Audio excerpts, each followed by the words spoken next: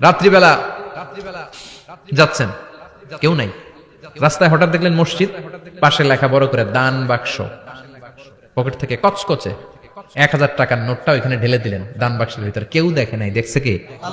এটা পৃথিবীর কাউরে দেখানোর জন্য দিছিলেন? এই দানটা আল্লাহর কাছে প্রিয়। গোপন দান আল্লাহর রাগকে কমিয়ে দেয়। সুবহানাল্লাহ বলেন।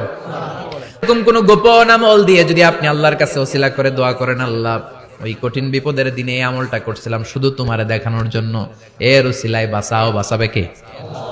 বুখারীতে একটা হাদিস আছে, সালাসাতুন ফিল গার, বনি ইসরাইলের 3 লোক সফরে বেরিয়েছে, মরুভূমির সফর, মাঝখানে তুফান, কই যাবে, কই বাঁচবে, দৌড়াদৌড়ি শুরু।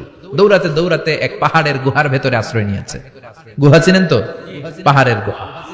আশ্রয় নেওয়ার সাথে সাথেই বৃষ্টির পানির ঝাপটায় পাহাড়ের উপর থেকে বিশাল এক পাথর খণ্ড এসে পাহাড়ের গুহার মুখটা বন্ধ করে দিয়েছে। বন্ধ, অন্ধকার। এরা পড়ছে বিপদে, হায় হায় বাঁচার জন্য ঢুকলাম, এখন এই মরণ। ঢুকছিল কি জন্য? এখন মরণ। বিশাল পাথরের খণ্ড এসে গুহার রাস্তাটা বন্ধ করে দিয়েছে। 3 জন গায়ে যত শক্তি ছিল ধাক্কায়ও পাথর সরাইতে পারেন। হায় হায়, অক্সিজেন ভিতরে যা আছে আধা ঘন্টা শেষ হয়ে যাবে। কি করে বাঁচবো? বাঁচার উপায় নাই। চিল্লাফাল্লা শুরু হয়ে গেল, কান্নাকাটি শুরু।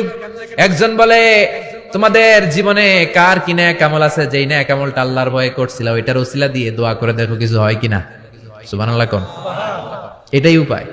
একজন হাঁটু গেড়ে চোখের পানি ছাড়া শুরু করছে, দোয়া শুরু করছে, আল্লাহ আল্লাহুম্মা কানাত লি আবাওয়ান শাইখান কাবীরান, আল্লাহ আমার বাবা মা ছিল বৃদ্ধ বৃদ্ধা, আমি পেশায় রাখাল, সারাদিন ছাগল চড়িয়ে রাত্রিবেলা দুধ আনতাম, সবার আগে আব্বা মারে দিতাম, এরপরে আমার ছেলে মেয়ে, এরপরে স্ত্রী।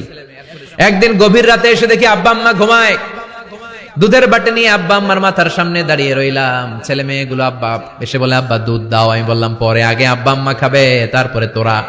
ছেলে মেয়েগুলো কান্না জুড়ে দিল, আমি দেই নাই। ফজর পর্যন্ত দাঁড়িয়ে রইলাম। ফজরের আগ দিয়ে আব্বা আম্মা ঘুম থেকে উঠে দেখে তো আমার অবাক, কিরে বাবা দাঁড়িয়ে কেন? বললাম প্রতিদিন দুধ খেয়ে ঘুমাও, আজকে আগে আগে ঘুমিয়েছো, দুধ খাও নাই, তোমাদেরকে আগে দিব বলে দাঁড়িয়ে রইলাম। আল্লাহর ডেকে বলে, আল্লাহ ওই দিন সারা রাত দুধের বাটি নিয়ে মা বাবার শিওরে আমি দাঁড়িয়েছিলাম, ফজরের সময় আব্বা আম্মারে দুধ খাওয়ালাম, তারপরে ছেলে মেয়েদেরকে দিয়েছিলাম, তারপরে স্ত্রীর মুখে দিয়েছিলাম। ও মাবুদ, ওই দিনের এই কাজটা আমি দুনিয়ার কাউরে খুশি করার জন্য করি নাই, শুধুমাত্র তোমার খুশি ছাড়া। ওই রাতের ইবাদত যদি তোমার দরবারে ভালো লেগে থাকে, ফাফাররিজ আন্না মা নাহনু ফি, আজকের বিপদের দিনে কেউ বাঁচানোর নাই, তুমি আমাদের বাঁচাও। ফানফাজারাত, মুহূর্তের মধ্যে 1/3 বিশাল পাথর খণ্ডটা 1/3 ডান দিকে সরে যায়, এক পাশে সরে যায়।